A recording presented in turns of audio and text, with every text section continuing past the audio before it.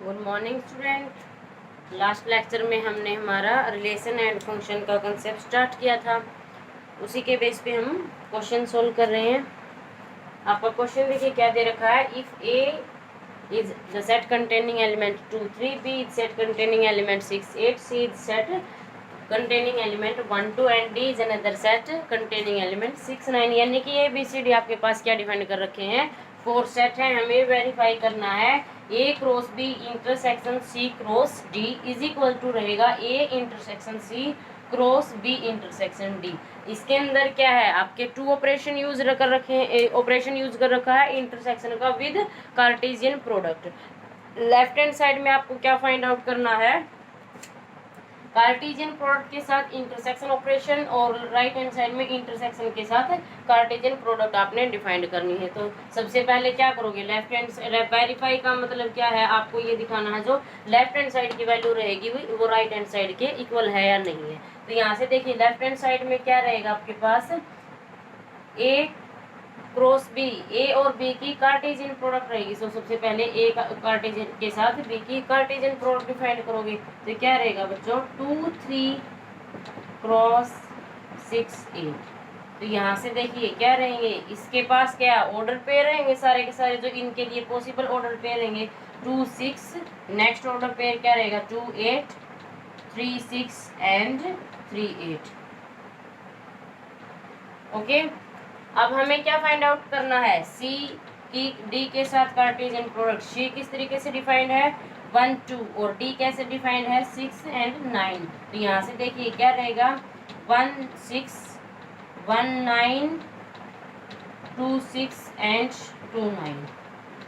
तो ये क्या रहेंगे, कार्टेशियन प्रोडक्ट रहेंगी। और आपको पता है इसके पास भी 2 एलिमेंट हैं, इसके पास भी 2 एलिमेंट हैं। सो टोटल इसके पास कितने एलिमेंट रहेंगे, 2 इंटू 2 4, 1 2 3 4 आपके वेरीफाई हो पा रहा है। तो यहाँ से देखिए अब हमें इन दोनों के साथ कौन सा ऑपरेशन अप्लाई करना है, इंटरसेक्शन का ऑपरेशन अप्लाई करना है। तो लेफ्ट हैंड साइड की क्या वैल्यू रहेगी, यहाँ से ए क्रॉस बी की इंटरसेक्शन किसके साथ डिफाइन करनी है, C intersection C cross D के साथ।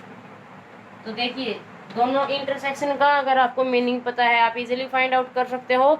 इंटरसेक्शन क्या मतलब क्या होगा, जो दोनों सेट, ये भी क्या है अगेन सेट फॉर्म होगा और ये भी क्या है एक सेट बनेगा दोबारा से। दोनों के अंदर क्या होगा, जो कॉमन एलिमेंट रहेंगे। तो यहाँ से देखिए क्या इसके पास और इसके पास कुछ कॉमन एलिमेंट है। यहाँ से देखिए 2 6 ए क्रॉस बी का भी मेंबर है और 2 6 सी क्रॉस डी का भी मेंबर है। सो इसकी वैल्यू क्या रहेगी 2 और 6। और 2 और 6 आपको पता है 2 और 6 यहाँ से किसके इक्वल है कोई सेट। अगर सेट नहीं है तो आप डायरेक्ट क्या लिखोगे, इसकी value A cross B intersection C cross D. ये क्या आ जाएगी, लेफ्ट हैंड साइड की वैल्यू आ जाएगी। वेरीफाई करने के लिए हमें राइट हैंड साइड की भी वैल्यू फाइंड आउट करनी पड़ेगी। तो यहाँ से देखिए लेफ्ट हैंड साइड क्या है आपके पास, 2 6 को कंटेन करने वाला order pair. Right hand side में क्या फाइंड आउट करोगे, ए इंटरसेक्शन सी। तो सबसे पहले क्या फाइंड आउट करोगे, ए इंटरसेक्शन सी। ए क्या है 2 3 एंड सी क्या है 1 2। तो यहाँ से देखिए इंटरसेक्शन क्या है, ए और सी दोनों सेट के पास जो कॉमन एलिमेंट रहेगा वो इसका मेंबर होगा। सो दोनों के पास कौन सा एलिमेंट कॉमन है 2। सो इसका मेंबर क्या रहेगा सिर्फ 2। अब दूसरा क्या फाइंड आउट करोगे, B intersection D. B intersection D का मतलब क्या है, बी और डी के पास जो भी कॉमन एलिमेंट रहेगा। तो यहाँ से देखिए बी और डी के पास क्या है 6 है, बी और डी के पास क्या कौन सा मेंबर कॉमन है 6 है। अब हमें इन दोनों के बीच में क्या डिफाइन करनी है, कार्टेशियन प्रोडक्ट। तो यहाँ से देखिए 2 क्रॉस 6 दोनों को ऑपरेट करोगे क्या आ जाएगी वैल्यू 2 और 6, ऑर्डर पेयर ही मिलेगा। तो ये भी क्या है again a set, this is also a set. तो यहाँ से क्या रहेगा, दोनों का क्या बनेगा ऑर्डर पेयर 2 6। अब देखिए यहाँ से दोनों की वैल्यू सेम आ रही है या नहीं आ रही, लेफ्ट हैंड साइड आपकी राइट हैंड साइड के इक्वल है। सो आपका आंसर क्या है, वेरीफाई हो पा रहा है। तो सिर्फ आपने ये देखना है पहले आप कौन सी चीज को फाइंड आउट करोगे। आपको इंटरसेक्शन है, जो यूनियन है, कार्टेशियन प्रोडक्ट है, इन सब का मीनिंग डिफाइंड होना चाहिए। सेट चेंज कर देगा आपको। नेक्स्ट आपका क्वेश्चन देखिए क्या रहेगा बच्चों, रिलेशन नेक्स्ट जो आपका कंसेप्ट है रिलेशन। रिलेशन के लिए आपको सबसे पहले क्या आना जरूरी है, सेट आना जरूरी है। तो रिलेशन क्या रहेगा, आपने अपनी डेली लाइफ में भी क्या देखते हो, रिलेशन डिफाइन करते हो। You are the member of schools, you are the member of your class. तो ये सारे के सारे क्या हैं, आपके रिलेशन ही हैं जो आपको हमसे रिलेट कर रहे हैं। ओके, सो आपको स्कूल से रिलेट कर रहा है तो इसलिए आपको क्या बोला जाता है, you are the student of your school. So वहां से क्या है, स्टूडेंट ऑफ, इसकी हेल्प से क्या हुआ, आपका रिलेशन डिफाइंड हुआ है। तो यहाँ से जो आपके फैमिली रिलेशन है या फिर आपके जो डेली लाइफ के रिलेशन है, उन्हीं की तरह हम मैथ की लैंग्वेज में एलिमेंट्स के बीच जो हम रीड करते हैं, नंबर्स जो हम काउंटिंग जो रीड करते हैं, उनके अंदर भी क्या डिफाइन कर सकते हैं, एक दूसरे का रिलेशन डिफाइन कर सकते हैं। वही क्या होगा, आपका रिलेशन रहेगा। सो डेफिनेशन देखिए, let A and B two non empty set. Relate करने के लिए आपके पास दो तो मेंबर तो होने चाहिए ना। So we have let A and B are two sets।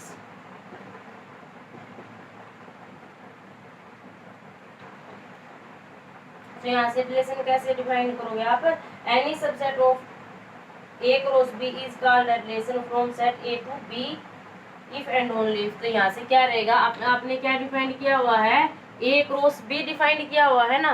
तो यहाँ से क्या रहेगा, इस सेट का कोई भी सबसेट से R is the subset of A cross B, और ये आर क्या रहेगा, इसका रिलेशन रहेगा। ओके स्टूडेंट, तो यहाँ से क्या रहेगा, any subset of A cross B in which sets elements of set A related to element of set B. तो ये क्या रहेगा, ए से बी तक जो डिफाइंड हो रहा है आपका आर, वो क्या बनेगा, यहाँ पे एक रिलेशन रहेगा, और वो किसका सबसेट होगा, इस कार्टेशियन प्रोडक्ट का ही सबसेट रहेगा। ओके स्टूडेंट, तो यहाँ से देखिए एग्जांपल से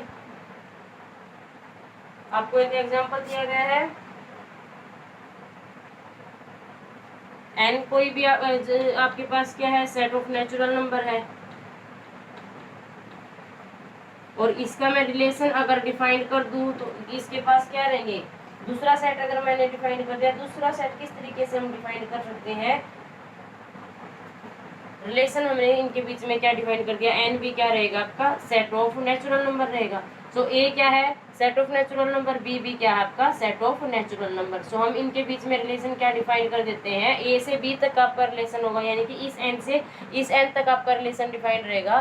सो रिलेशन हमने क्या डिफाइन कर दिया, element of this set are the square of this set. तो यहाँ से क्या रहेंगे, इसके जो एलिमेंट, इसके अंदर कौन से एलिमेंट रहेंगे, वो एलिमेंट जो पहले इस सेट के, यानी कि ए सेट के में क्या बन रहे हो, स्क्वायर बन रहे हो। तो इनके बीच में क्या रिलेशन आ जाएगा, किस तरीके से एलिमेंट रहेंगे, एन के पास क्या एलिमेंट है, 1 2 3 4 5 6, और जो आपका एन कहाँ से मैप रहेगा, 1 2 3 4 5 6 7। तो यहाँ से अब आप एन क्रॉस एन अगर डिफाइंड करते हो तो एन क्रॉस एन क्या डिफाइंड होगी, 1 क्रॉस 1 1 1 2 1 3 कंटिन्यू, फिर 2 के साथ 2 1 2 2 2 3 2 4 आपका कंटिन्यू चलता रहेगा। फिर 3 के साथ भी ऐसे ही 3 1 3 2। ये क्या है, ये सिर्फ हमने अब तक कार्टेशियन प्रोडक्ट ही डिफाइंड की है। अब हम इसके ऊपर रिलेशन डिफाइन करेंगे। सो रिलेशन क्या होगा आपका, R is the subset of A cross B from A to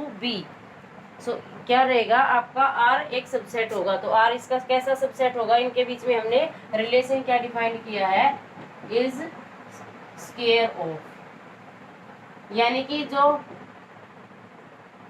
first member रहेगा और सेकंड मेंबर, फर्स्ट का जो एलिमेंट है और सेकंड सेट का जो एलिमेंट है, इनके बीच में कैसा रिलेशन है, स्क्वायर का रिलेशन है। यानी कि बी के जो मेंबर रहेंगे वो फर्स्ट सेट के क्या रहेंगे, एलिमेंट के स्क्वायर रहेंगे। तो यहाँ से आप इस कलेक्शन में से एलिमेंट उठाना स्टार्ट कर दोगे जो आर के मेंबर रहेंगे। आर रिलेशन के साथ कौन कौन से मेंबर आएंगे, देखिए 1 और ये सेकंड 1 क्या रहेगा, 1 का स्क्वायर 1 ही होता है। तो यहाँ से ये किसका पार्ट रहेगा, रिलेशन का पार्ट रहेगा। यहाँ पे देखिए 1 है और 2, क्या आप इस 2 को 1 का स्क्वायर लिख सकते हो, is this possible, 2 is equal to 1 square. तो ये ट्रू नहीं है ना, तो इसका मतलब ये आपके रिलेशन का मेंबर नहीं होगा। सिमिलरली यहाँ पे क्या है, 3 अलग है 1 अलग है, 3 1 का स्क्वायर नहीं है, तो ये भी आपके रिलेशन का मेंबर नहीं होगा। यहाँ से ट्रू होगा। यहाँ से भी क्या रहेगा, 1 भी क्या है, 2 का स्क्वायर नहीं होगा, तो ये भी क्या है, रिलेशन का मेंबर नहीं होगा। 2 और 2 इसका मतलब जो सेकंड सेट के एलिमेंट है वो फर्स्ट के क्या होने चाहिए, स्क्वायर होने चाहिए ना। तो देखिए क्या 2 2 का स्क्वायर है, नॉट पॉसिबल। सो ये भी आपका आर का मेंबर नहीं रहेगा। यहाँ से भी क्या है 2 3 3 2 का स्क्वायर नहीं होगा। सो ये भी आपका रिलेशन का मेंबर नहीं होगा। 2 4, इस 4 को देखिए आप क्या लिख पा रहे हो 2 पहले वाले एलिमेंट का क्या बना पा रहे हो, इसको आप क्या लिख दोगे 2 स्क्वायर। सो ये क्या है, ये आपके रिलेशन को डिफाइंड कर रहा है ना। तो इसका मतलब ये आपके रिलेशन का क्या रहेगा, मेंबर रहेगा। ओके, इसी तरह आप नेक्स्ट में निकाल सकते हैं 3 1 पॉसिबल नहीं है। सो ये भी आपके रिलेशन का मेंबर नहीं होगा। 3 2 भी पॉसिबल नहीं है, 3 3 भी पॉसिबल नहीं है। इसके बाद क्या पॉसिबल होगा, 3 3 का स्क्वायर क्या रहेगा 3 9, और 3 9 इस कार्टेशियन प्रोडक्ट का एलिमेंट होगा।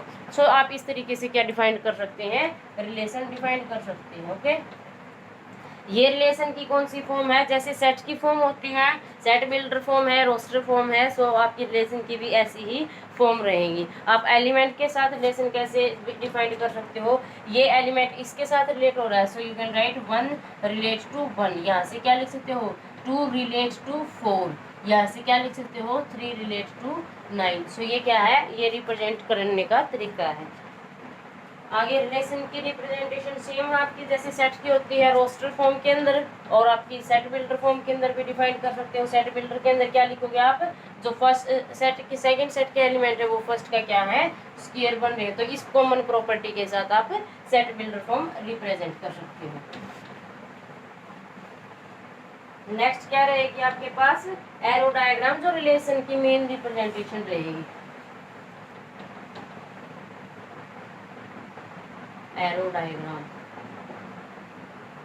नाम से ही पता लग गया होगा, सेट के बीच में कैसे क्या बनेगा, एक डायग्राम बनेगा। तो आपके पास दो सेट डिफाइंड है, ए और बी।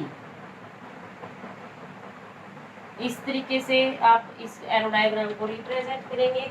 ए के अंदर कौन कौन से एलिमेंट ले रखे हैं, ए इज अवर सेट कंटेनिंग 1 2 3, और वही रिलेशन है। अब हमने कैसा सेट है, फाइनाइट सेट। इस फाइनाइट सेट के अंदर कौन सा रिलेशन डिफाइन कर दिया, आर क्या रहेगा, वही रिलेशन रहेगा is square of. Second set के अंदर क्या एलिमेंट रहेंगे, जो फर्स्ट का स्क्वायर बनेंगे। सो 1 4 9 16 25, ये सारे के सारे क्या आ जाएंगे 20 36। तो ये सारे के सारे क्या आ जाएंगे पी सेट के मेंबर रहेंगे। अब यहाँ से देखिए इसके अंदर क्या राइट करोगे ए, इसके अंदर क्या राइट करेंगे, ये कौन सा सेट होगा आपका बी। एरो डायग्राम के लिए आपको ऐसी रिप्रेजेंटेशन देनी पड़ेगी। इसके अंदर क्या है ए सेट है, सो ए के एलिमेंट करोगे 1 2 3 4 5। इसके अंदर क्या है बी के मेंबर 1 4 9 16 25 20 36। तो ये क्या है आपकी एरो डायग्राम के लिए हमने डायग्राम तैयार कर दिया है। सबसे पहले अगर रोस्टर फॉर्म के अंदर लिख रहे हो तो कैसे आप रोस्टर फॉर्म के अंदर रिलेशन बनाओगे, R is subset of A cross B. So सबसे पहले इसकी ए क्रॉस बी डिफाइन करनी पड़ेगी। हम डायरेक्ट आर के ही एलिमेंट निकाल लेते हैं। आर के एलिमेंट क्या निकलेंगे आपके पास, 1 का स्क्वायर 1 होगा, यहाँ से 2 4 3 9, और नेक्स्ट क्या रहेगा 4 16 5 25। अब आगे देखिए ये किसी का स्क्वायर नहीं बन रहे, तो हम ये हमारे रिलेशन के मेंबर नहीं होंगे। यहाँ से कोई भी किसी के साथ ऑपरेट नहीं होगा। ओके, तो ये क्या रहेंगे आपकी रोस्टर फॉर्म में रहेगी। इसी तरह अगर आपको डायग्राम के थ्रू, एरो डायग्राम के थ्रू रिप्रेजेंट करना आ जाए तो क्या करोगे, 1 का स्क्वायर क्या रहेगा 1, सो इसको 1 पे ऑपरेट करवा दोगे। 2 का स्क्वायर क्या रहेगा 4, सो इसको कहाँ ऑपरेट करवा दोगे 4 पे। 3 का स्क्वायर क्या रहेगा 9, 4 का क्या रहेगा 16, और 5 का क्या रहेगा 25। सो यहाँ से देखिए 20 और 36 किसी का भी स्क्वायर नहीं है। फॉर एग्जांपल अगर इसके पास 7 9 एलिमेंट होते हैं तो यहाँ से क्या रहेगा 7 का स्क्वायर अगर इसके अंदर डिफाइंड नहीं है तो आप मैप नहीं करवा सकते। ओके, तो सिर्फ आप किस किस को मैप करवा सकते हो, यहाँ से जो मेंबर जिसका स्क्वायर बनेंगे। तो यहाँ से देखिए आई रिपीट 1 का स्क्वायर 1 रहेगा, 2 का स्क्वायर 4 रहेगा। तो ये क्या हो जाएगा ए सेट के एलिमेंट का बी सेट के एलिमेंट के साथ आपने क्या डिफाइन कर दिया, रिलेशन डिफाइन कर दिया with arrow diagram. Okay student, यहाँ से आप वेरीफाई कर सकते हो 1 1 के साथ ऑपरेट हो रहा है, 2 4 के साथ ऑपरेट हो रहा है, 3 9 के साथ, 4 16 के साथ, 5 25 के साथ। चीज़ एक ही है, सिर्फ उसके रिप्रेजेंट करने के तरीके अलग अलग हैं। तो ये आपका छोटा सा कंसेप्ट है रिलेशन का। नेक्स्ट लेक्चर में करेंगे। आप इससे रिलेटेड क्वेश्चन ट्राई कीजिएगा। जो ऑर्डर पेयर के क्वेश्चन है, कार्टेशियन प्रोडक्ट के क्वेश्चन है, वो आप अच्छे से प्रैक्टिस कीजिएगा। Thank you.